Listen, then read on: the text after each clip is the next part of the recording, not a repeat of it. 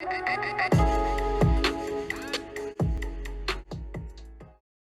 everyone, welcome to my channel. For those of you who don't know me, my name is Austin-Rioli and I'm a proud Gunditjmara and Tiwi Islander woman. Before I start, I would like to acknowledge the land that I'm on and that I'm filming on, which is the lands of the Wurundjeri Woiwurrung people of the Kulin Nation, and I want to pay my respects to their elders past, present and emerging. So today's video is just going to be a little get to know me and my small business. I have a few questions that I got from people from Instagram, and then I also grabbed a few other questions from other YouTubers get to know me videos, and I thought I'd pop them in here as well. I created this YouTube channel, well, one, because I've always wanted to do YouTube and I wanted to have a bit of fun and just record some fun videos, and I also created it because I now have a small business and I wanted to show people what it's like to own a small business and the steps that I have gone through while creating my small business, and a bit of behind the scenes on what we do and what my everyday looks like while having a small business, as well as working my proper job as well.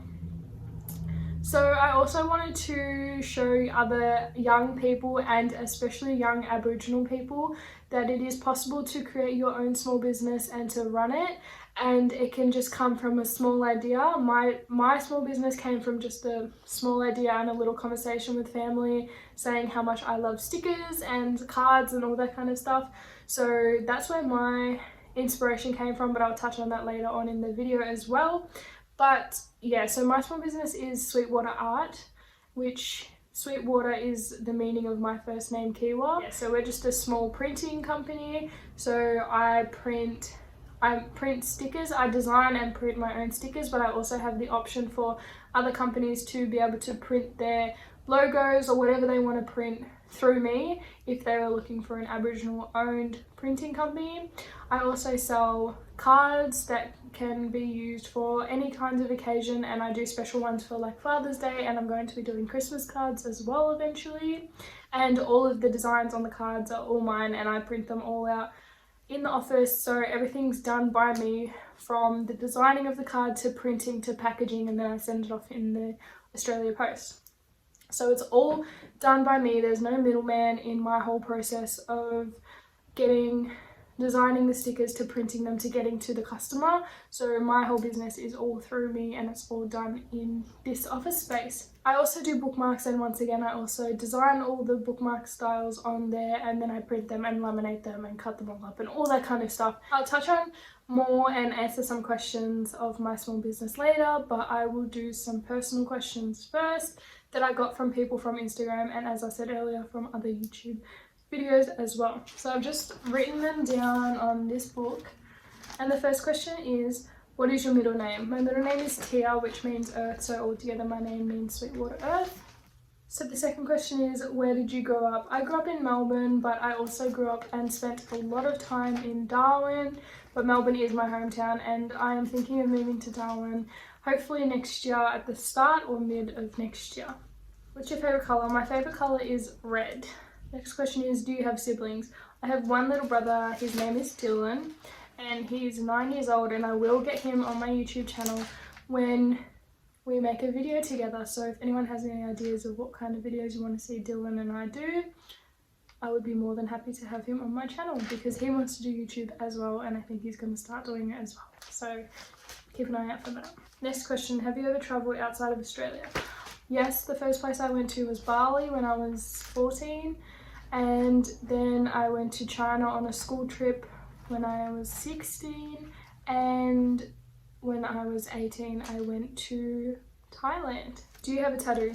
Yeah, I have 2 tattoos. I will show you. They're both on my arm. So I have this one, which is a boomerang with my little brother's traditional name in it, which is Marakai. So pretty much no matter how far away he is from me, he will always come back to me. And I also have this one, which is for my nan. My nan is the kind of person who absolutely hates tattoos. She hates anything. She doesn't like anything that's on your body that's not meant to be there. So she wasn't a fan of my nose piercing. She really hated my tattoos, and she still doesn't like them to this day. So a little story, when I first got this tattoo. She's always known that I wanted to get tattoos. It's always been something I spoke about before I was 18, and I definitely have always wanted to get them, and I will be getting more in the future.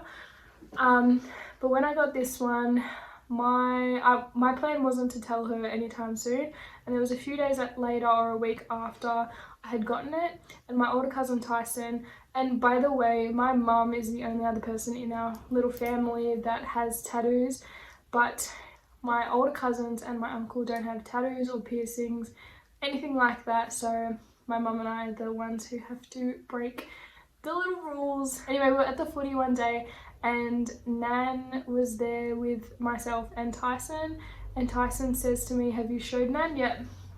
And my face dropped and I was just in shock, and Nan said to me, "What is he talking about?" And I couldn't speak. I just knew that she wasn't going to be happy. Anyway, so she was getting angry because I wasn't replying to her and telling her what he was talking about, which made her not happy. And she said to me, "Kiwa, tell me," and I just couldn't talk. My jaw had dropped and I didn't know what to say. And because she knew that I wanted to get tattoos, she's like, "You didn't, did you?" And I said, "I didn't want," and she said, "You didn't get a tattoo." And I couldn't reply. I was just like, oh my gosh. So she obviously knew that I got it, and she drove me to this game and she said, "Get in the car now, we're going home." So I jumped in the car, just listened to her, and she was not happy. She was, what I can remember, she was yelling at me the car ride, and then she just stopped talking to me, and then she didn't talk to me for the rest of the car ride. That car ride was the longest car ride of my life. And by the way, my nan and I are like this. We are super close. We talk every single day and I see her all the time. She's my best friend. And she didn't talk to me for a whole week, and whenever I saw her she just ignored me because she was not happy because I broke her trust. And yeah, and then of course after a few months went past and she got over it. Well, not over it, but she started to talk to me again, and then I had to go ahead and get this tattoo, which is for her.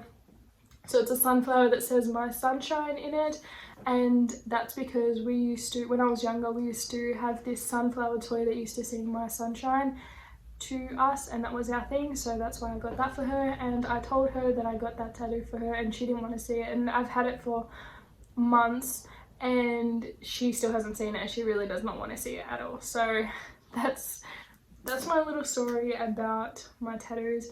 I'm definitely wanting to get more, a lot more. I have so many ideas, and yeah, I just really love them. Okay, second last question for the personal questions. What is the biggest thing that you've overcome? The biggest thing I've overcome was definitely my back operation. It was 5 years ago now, and it was because I had scoliosis.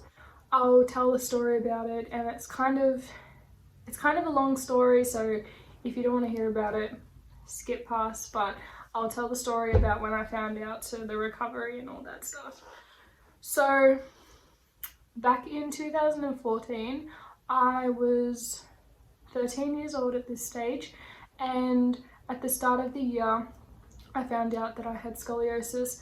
And at that time I was a super sporty kid. I was playing football, I was playing netball, I was playing as much sport as I could, and I just love sport. And I had injured my shoulder and I had to get an x-ray on my shoulder, and that's how they found out about my curve. When they found my curve, it was only at a 12-degree curve at the start of the year, and they said, "You have minor scoliosis. It can either curve more or it can stay at 12 degrees and you'll be fine." A lot of people have scoliosis, but it's really minor and it doesn't affect them and they don't have to do anything about it. But once it gets to a certain stage, you have to have the operation, and once it gets to around 90 degrees curve, then it can interrupt your organs and it can be really bad. So I had to pretty much keep an eye on it. I couldn't tell that I had it. A lot of people, when they have scoliosis, you can see the bend in their spine while they're standing, but mine you couldn't. Even when it was at its worst, you could not tell unless you looked at my spine through an x-ray. So 6 months went past and I had to have another x-ray just to check up on it to see if it had curved more or if it had stayed. So 6 months went past and it was at a 49-degree curve. So obviously it went from 12 degrees to 49-degree curve in 6 months. So they said, obviously your spine is curving and you will most likely have to get the operation. They told me that there was only, I think, 2 surgeons in Melbourne, I think it was in Melbourne or in Victoria, that did the operation because it was a complex operation, and at the end of the day it could have had fatal outcomes. Because they're working on your spine, they could mess up. They're only human at the end of the day, and you could actually be paralyzed. Thank goodness I wasn't, but I'll go more on the operation side in a minute. But they said because there was only 2 surgeons who did the operation, the wait list was 1.5 years long. But they said if your back curves a lot more in 3 months time, so they said in 3 months come back for one more x-ray, and if your back curves a lot from in that 3 month time, you will be pushed up the list. So 3 months later I went back and it had curved more. By the way, at this time I was trying out for the Victorian under-18s women's football team, and this team was going to be the biggest team that I had ever tried out for in my time of playing footy, and it was a really big deal for me and I really wanted to get into this team.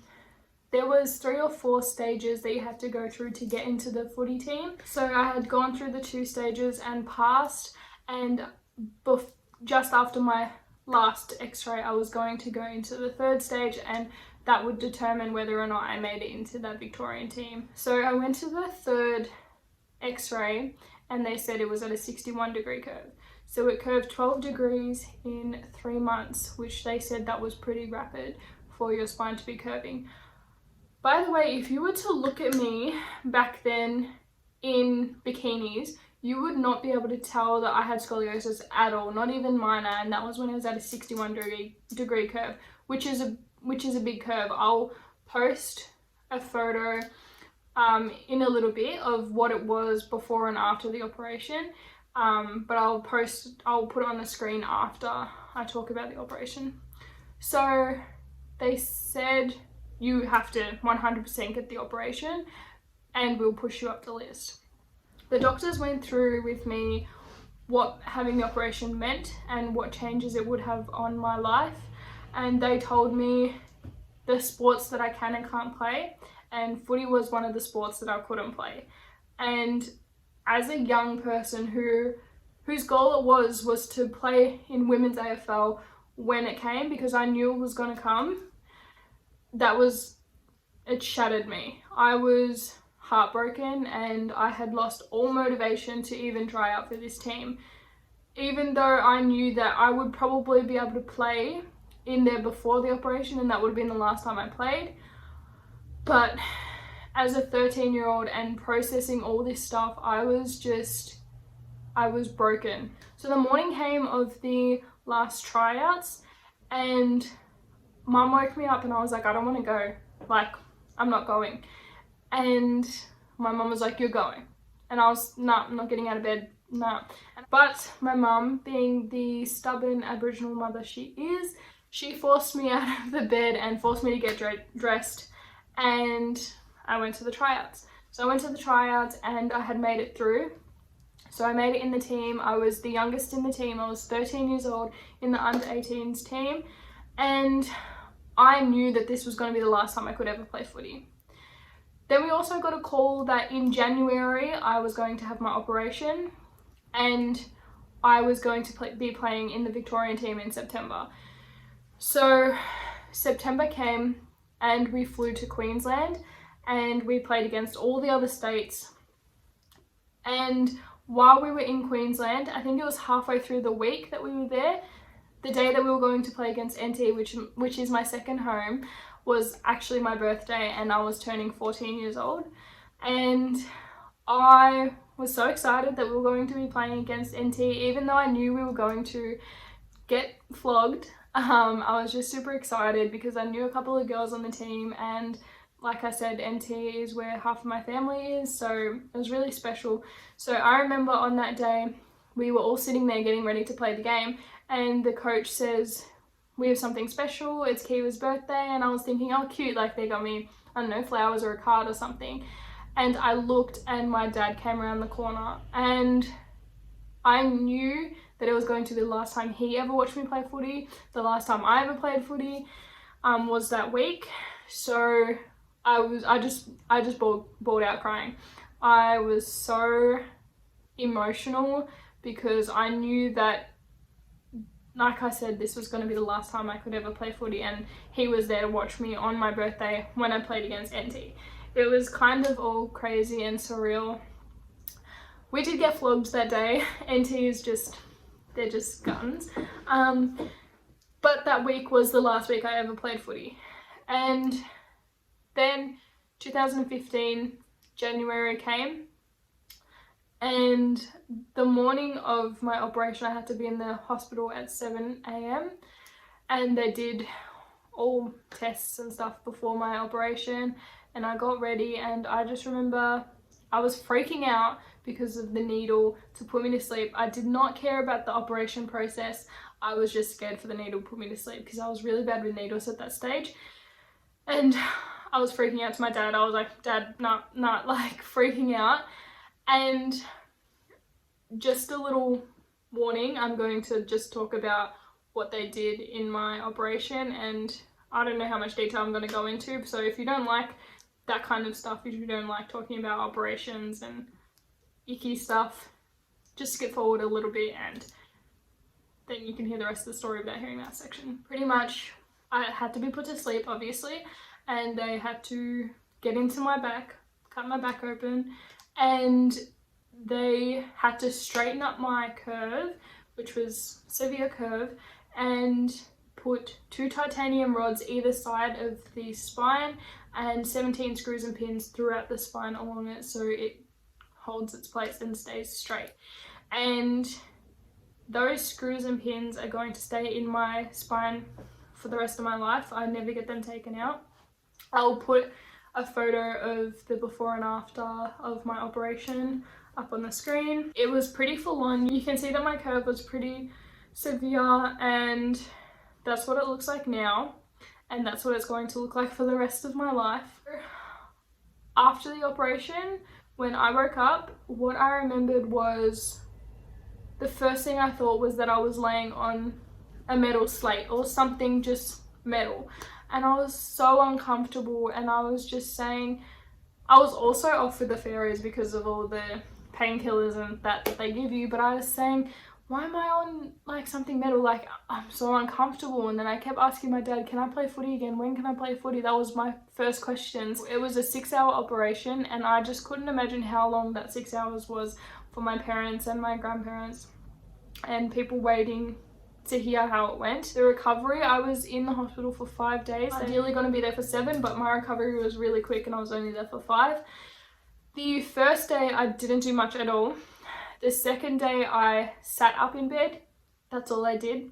I obviously couldn't walk for a few days. I had to train myself to support myself walking again. I wouldn't say I had to learn to walk again. I knew how to, but I had to build up to walk. And so the first day I just sat on the end of my bed, laid back down. That was all I did. The second day, stood up, sat in the chair next to me. That's all I did.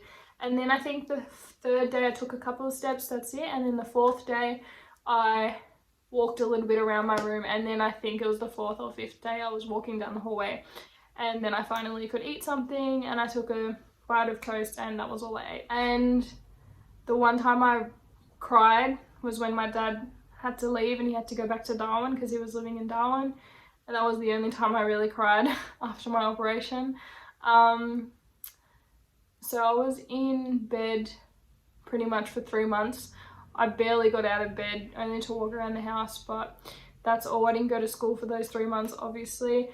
Then for 6 months I couldn't run, which was really hard because I was very sporty. And then for a whole year I could not play any sport at all, which was crazy. And the day that I could play netball, I was going crazy that day on the netball court. I was so happy. So that's my story. That's my biggest thing that I have overcome. It doesn't affect me now that much at all. Just restrictions on how I can bend and my flexibility and all that kind of stuff, obviously. But it doesn't affect me. I don't get any pain. I'm really lucky and I'm really thankful that I don't get any pain, because there are some people who, after the operation, they still get pain. They still have to wear a back brace. I was super lucky and I'm so grateful that I didn't have to wear a back brace or go through that pain. But yeah, that's all for like the really serious story. Next question is, what's your favorite thing of being a blackfella? So my favorite thing about being Aboriginal is the community and how massive our community is and how supportive our community is and how we just have each other's back all the time and we're all one at the end of the day. I love how community runs and that we have our elders and everyone's your auntie and uncle, pretty much. Everyone's your cousin, your brother, your sister. I just love that. I love my community. Some of my best friends are like my sisters and they're blackfellas and they know who they are and they're my sisters and I would do anything for them and they would do the same for me. And that's just what I love about community is, you know, we're so big and we're there for each other and just the best. On to the business questions now. So how old were you when you started your business? I just turned 20 yesterday, so I'm filming this on the 18th of September. I turned 20 yesterday and I started my business when I was 19. I only started it this year. I think I started in June or July time, I think June. So yeah, I only started a few months ago. What inspired you to start this business? Literally, what pushed me was COVID, because I was like, I'm just at home. I designed one card for an elder, Auntie Pam Pedersen. It was her birthday and I drew a card for her and sent it off to her. And after that I was like, how awesome would it be if I could digitally design cards and print them off at myself, and then I could sell them to people and they could have some Aboriginal art cards. I know there are Aboriginal design cards already, but it's something that I wanted to do, so why not? And then also I really love stickers, so I was like, why not design my own stickers? I can have ones that say Gunditjmara or Tiwi on them, and then I can do that for other people. I can design ones that say their tribe names, like Yorta Yorta or Wurundjeri, any tribe name. If they told me which one they wanted, I could do that. So now I do that on my website. You can just order heaps of different stickers. I have stickers for Aboriginal and non-Aboriginal people too, because I wanted to make sure that it wasn't just for Aboriginal people, and non-Aboriginal people could have the option to show their support of the community. And all my cards can be bought by Aboriginal and non-Aboriginal people, because it's just showing your support to a young Aboriginal artist, but also showing your support to other people of the Aboriginal community. So I'm just going to show these real quick. These are some stickers that these are my newest design stickers, but I have the Black Lives Matter ones and I have the ally of Black Lives Matter. So I make sure that people who are allies have the option of what designs they want. And I have ones that are just for blackfellas, but then I have ones that are for non-Aboriginal people as well. But it inspired me because I was like, you're going to be in lockdown for however long. We've been in lockdown for months now. You might as well do something and set this business up, because why not? Most challenging thing about starting and running a business. The most challenging thing for me is my motivation levels. Sometimes I am just so not motivated to do anything, and I'm the kind of person that even if there's people in my ear telling me I have to do it, I'm kind of stubborn sometimes, and I will be like, no, I'm not doing it. I have no motivation today. It's not going to happen and you're not going to force me to do it. And sometimes that's okay, but as long as you're not like that all the time. You can have those days where you don't do anything. You have to have those days where you don't do anything. You have to have those days to relax and recover from your hard work. There are days where I smash out orders, I smash out designs, and I smash out like promotions. And then there's days where I don't do anything and I just can't be bothered doing anything, and that's fine because you're only human and you have to have a break at the end of the day. What do you love most about having a business? I love the thought of expanding, and I love the thought of seeing people using my stickers and using my cards and my bookmarks. I just love the thought of sharing my culture to people, and for people to be showing off their pride of their culture or showing off their support to Aboriginal culture. And I also love the thought of when I expand and be big, and hopefully one day this can be just my full-time job, and I love the thought of running my own stuff and being my own boss and doing what I want and what I'm really passionate about and designing my own things, and then working with other Aboriginal businesses and working with bigger organisations to do stuff that they want. And then also I want to be able to give back to community.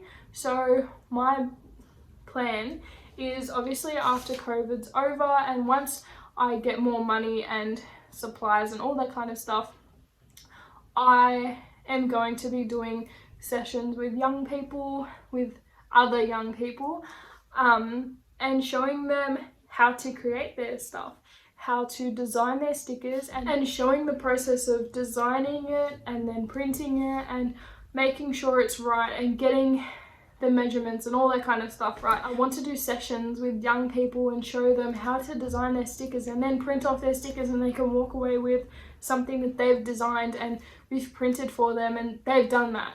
Like, they have done that work. I just love that, and also want to do like art stuff, and I just want to give back to community really at the end of the day. But that's enough talking from me. I will wrap it up there, and I just want to say thank you so much for listening and for watching my video, and I'm super excited for more videos to be doing in the future. If anybody has any ideas of videos I could do, please let me know, message me, comment, whatever, and please subscribe to this channel, as weird as it feels to say that, please, and like the video and share it around and tell people that this is what I'm going to be doing, and I'm super excited to be doing it, and I can't wait for more videos to come and to show you guys what I do behind the scenes of my small business. Thanks so much.